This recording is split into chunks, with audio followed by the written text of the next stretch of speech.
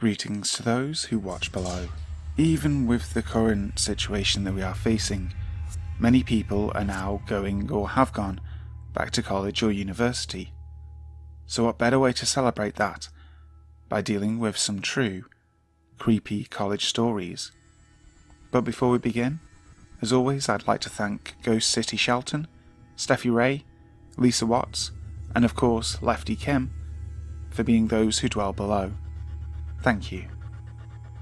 My Friend from College by okaycitizen. I'm not gonna lie, I basically went to college to smoke weed and go to parties. My full intention was to do just enough to get by while partying as much as I can.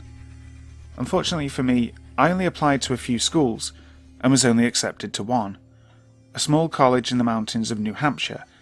It was very small, around 3,500 total undergrads, and I went not knowing anyone. On the first day, as I was skipping the ice-breaking games and other students were giving tours of the campus to their families before leaving, I wandered down a small path behind the cafeteria toward a small stream I had noticed during the drive in. I lit a joint and was just meandering around when I noticed another dude a little further down the stream that cut a straightish path through the trees. He was also smoking a joint. I assumed by the way he was holding it anyway. I made my way over to see if I'd just made my first college friend and introduced myself. His name was Nate, and he seemed pretty cool and was smoking some really nice herb, so I figured I could get along with him.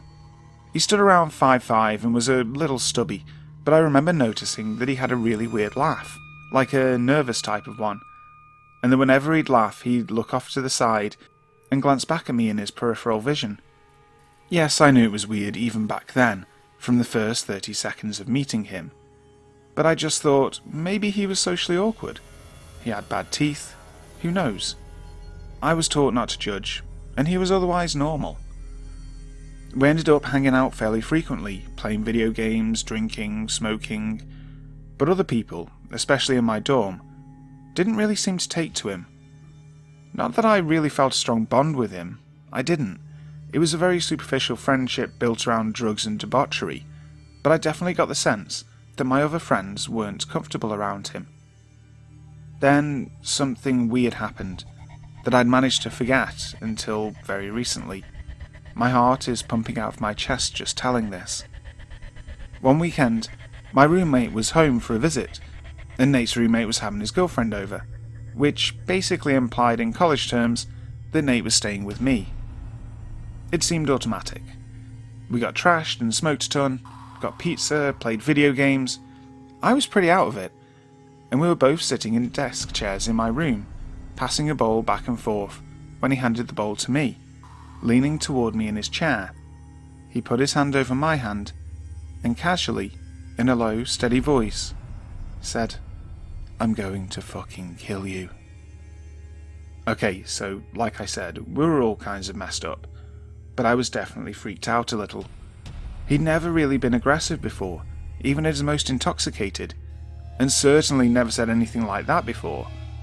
I've never handled confrontation very well, so all I said was, "No, dude, don't do that, bro," and sort of laughed it off and tried to write it off as a drunk, stoned idiot playing too much Mortal Kombat.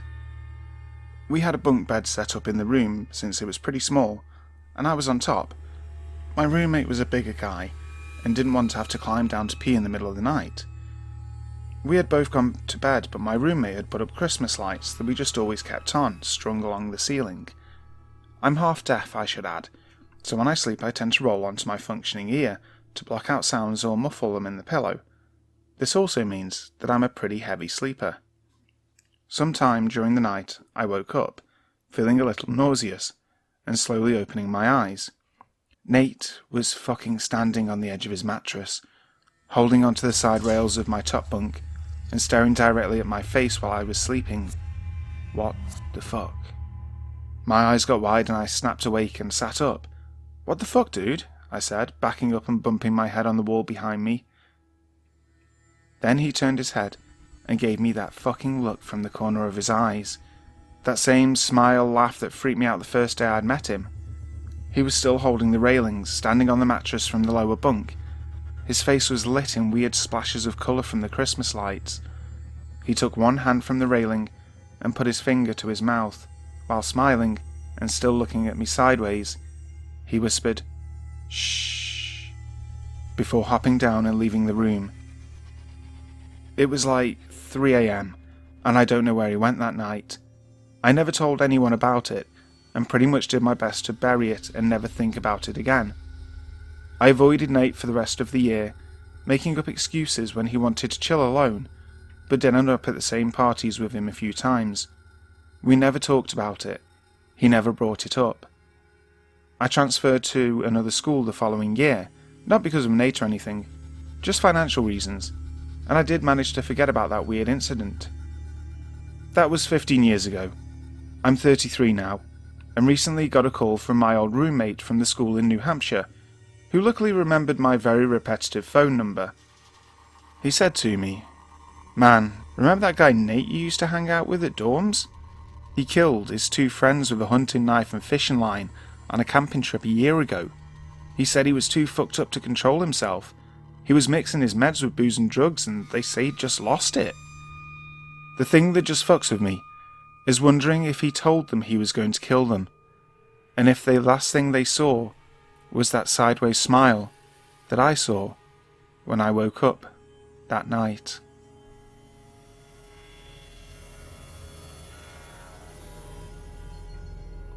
The Reason I Won't Be Alone on My College Campus by CeleryGal666.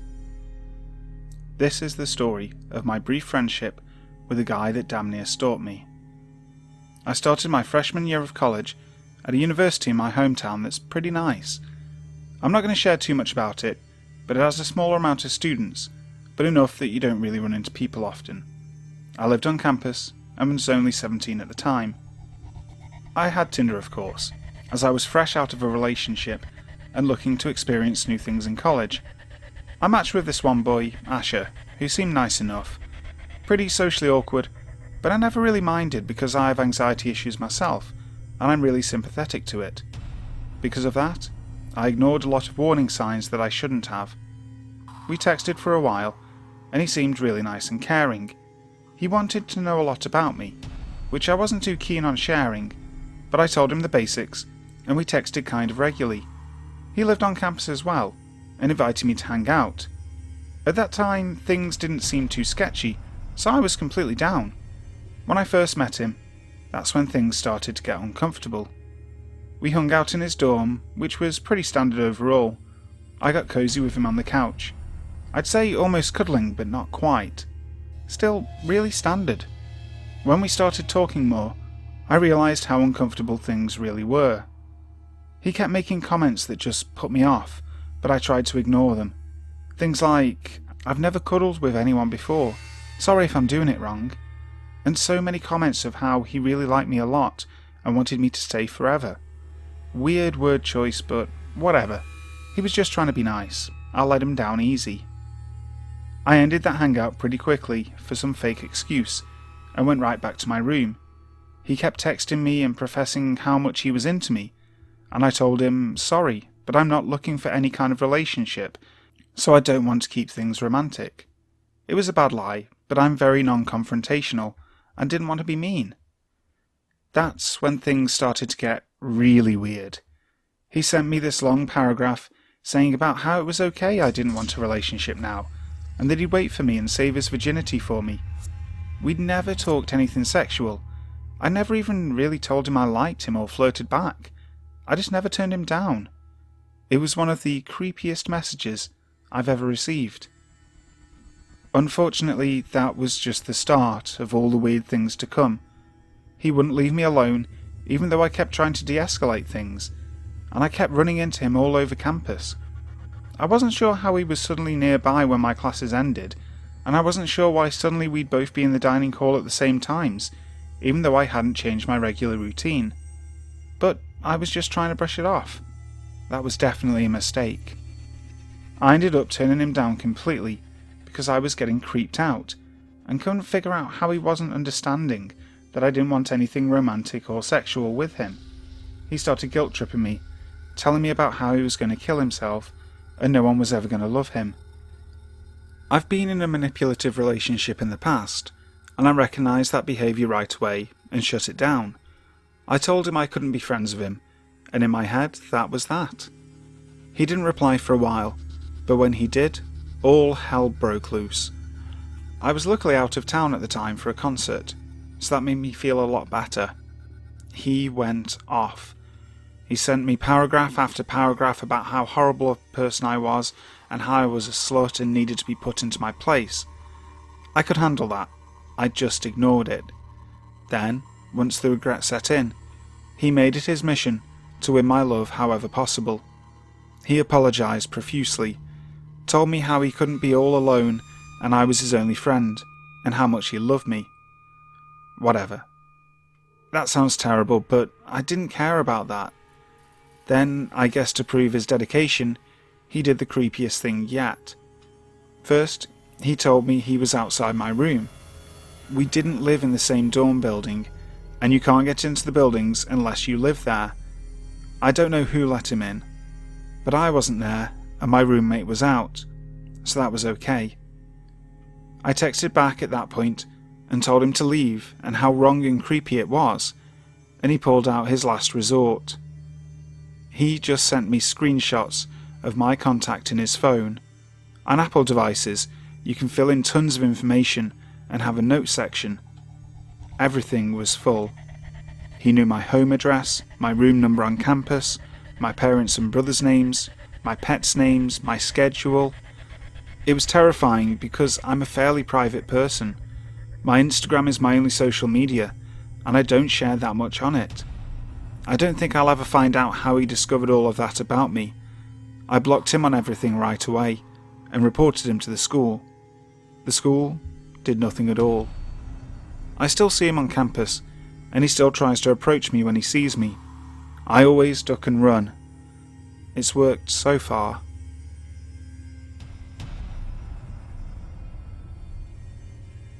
Arsonist who nearly killed me, burning down my apartment, by Procrastineddit.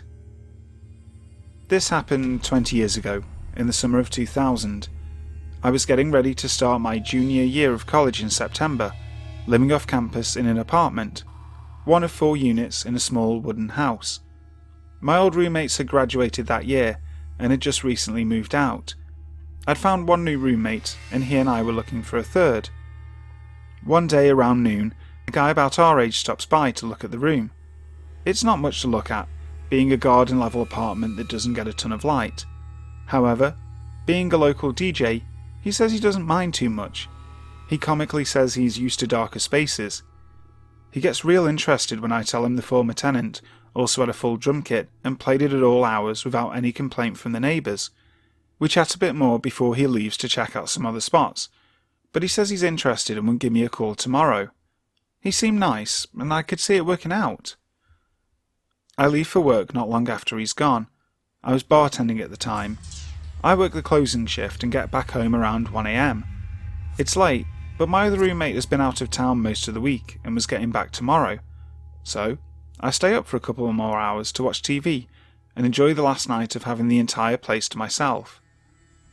The next morning, when I hear the beeping of my alarm around 8:30, there's no way I'm getting up. I was scheduled for another closing shift at the bar, and had decided to get some errands done in the morning before going into work. But on 5 hours of sleep, that was not happening. I reach over to give the alarm a smack to turn it off, except the beeping doesn't stop.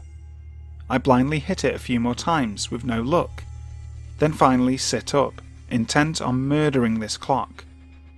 In my waking haze, I finally realise it's not the clock, and that the beeping is coming from outside the room.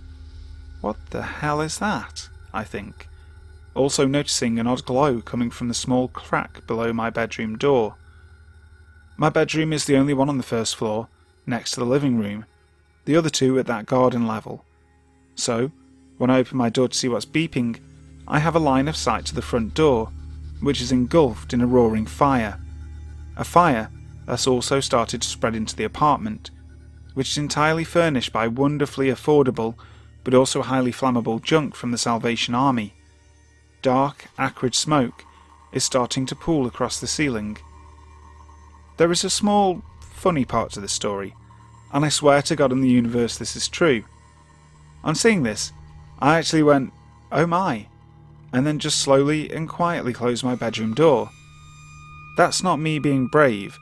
Having just woken up, I think I needed a moment to process what was happening and that it wasn't a dream. But perhaps I could open the door again and try for a different result. After standing there for a few seconds in disbelief, this black smoke seeping into my room and the smell accompanying it brought me to my senses with a loud "oh shit." I threw on some pants and sneakers before busting out my bedroom window that faced the back of the building, thankfully not yet touched by the fire, and climbed down to safety. I joined a real saint of a passerby who was already breaking the windows of other units and shouting to my neighbours inside they needed to get out. We get all 3 of my neighbours out as the fire department arrives. Fortunately, no one was killed. The people in the upstairs units had left for work by the time the fire started, otherwise it could have been much worse.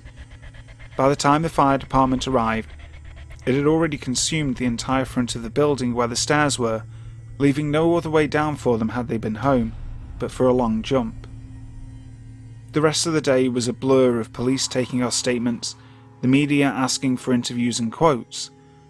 I hear from one of the witnesses also making a statement that while she was driving by, she noticed a man standing just outside the door to my unit, just staring at a fire that was quickly getting out of control.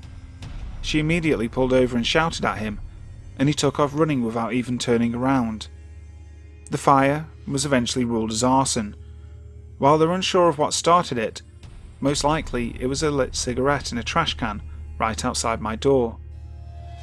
I crashed with a friend in town for a couple of weeks before deciding I needed some time away from all this, quitting my job and heading off to stay with other friends a couple of states away for the rest of the summer.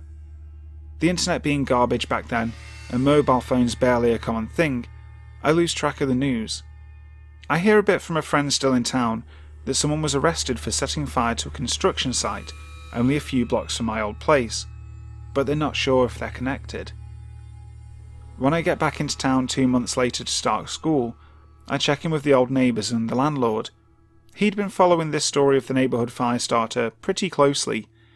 Someone was in fact arrested for setting fire to the construction site, and this person was connected to another attempted arson, also only blocks away.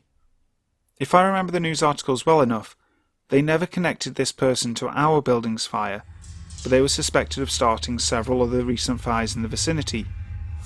As we're going through the newspaper clippings, we get to the most recent ones, and I gasp.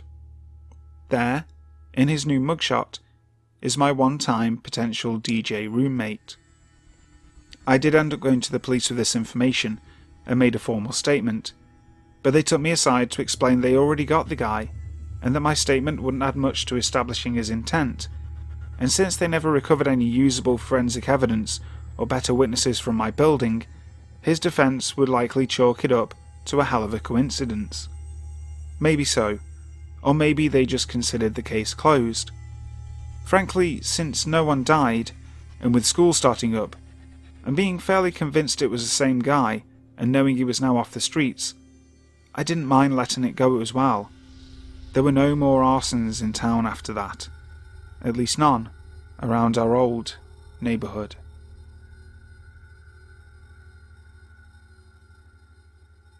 Off-putting man hanging around on my college campus by Shears Viking 11. This happened back in July of 2017. It was the end of the semester, so I went to the campus to take a proctored final exam. I had to go to the back building, which is the health sciences building on campus. There's a good 150-yard walk down a paved walkway to get to the back building from the main one. I'd finished the exam and was leaving the building when I noticed a man standing on the paved walkway taking pictures of the campus, or so it seemed. He was probably about 45 and wasn't dressed how most students dress. He was dressed like a construction worker or a labourer you would see out in a dusty desert area. White dirty t-shirt, faded blue jeans, belt with a large buckle and steel-toed boots. As I saw him, I got this intuitive feeling in my gut that something was off and I needed to avoid him. I've never had that feeling hit me as strongly as it did there. I couldn't avoid him though. He was right in my line of sight, saw me, and he was on the pathway that I had to walk down. I started walking toward him and placed my hand inside my bag on the canister of mace I carry. He looked at me and said, "Isn't this campus beautiful?" The thing is, it's not anything special. There's no landmarks, no cool architecture. It's a boring campus with dark red brick school buildings. The way he said it was so cheery and forced, like he was acting or something. I noticed him look me up and down after he said this. He then hurried and took a picture of his digital camera that wasn't turned on. I noticed the camera wasn't capturing anything, and my stomach sunk. I thought to myself, what's this guy doing here? I replied, yeah, it's a pretty nice campus. I didn't want to engage with him, and I walked somewhat quickly past him as I replied. He started walking behind me and caught up with me, so he was walking next to me. He started asking me questions like, "Are you a student or a teacher here? How old are you? What are you studying?" I told him I was a student, but I didn't answer his other questions. My hand was still resting on the mace in my purse, and he wasn't pretending to take pictures anymore. Unfortunately, no one else had exited either building, and it was just me and him outside. We approached the main building doors after he asked me questions, and he then proceeded to stand in front of the doors and stare at me. He stood in front of them so I couldn't go through. It was an uncomfortable few seconds. He stood incredibly close to me. I looked up at him, and he stood there looking down at me. It went through my mind that he was several inches taller than me and was pretty muscular. I knew, if he tried anything, I wouldn't be able to fend him off. I'm certain I gave off the vibe that I didn't want to be talking to him. Finally, he opened the door for me. I thanked him blandly and looked across the lobby to see if anyone was at the service desk. No one was at the desk, and the lobby was empty. That's what I get for taking a summer class and scheduling my test for the last day of the semester. The man started looking around as if he was feigning interest in the lobby, and then said, "Wait here for me, I'll be right back." I didn't wait for him. As he turned around to walk away, I hurried and grabbed my cell phone and booked it out the building into the parking lot. I don't know why I got such a negative feeling about him, but my intuition has never been wrong about people. I would have been crazy to wait for him. I can't shake the feeling that this man probably goes to school campuses and looks for vulnerable women or women who are too nice. Recently, there have been women who have disappeared from college campuses in the valley and the valleys north and south of here. Hi guys, thank you ever so much for listening to today's video. If you enjoyed it, make sure to like, share, comment and subscribe to the channel, making sure to hit the notification bell so that you'll know when the next video is up. Also, don't worry, the first episode of our Eerie Isles Haunted Britain is still coming very, very soon. I'm currently working extremely hard on it, and I really hope that you enjoy the finished product. So, until next time, sleep tight.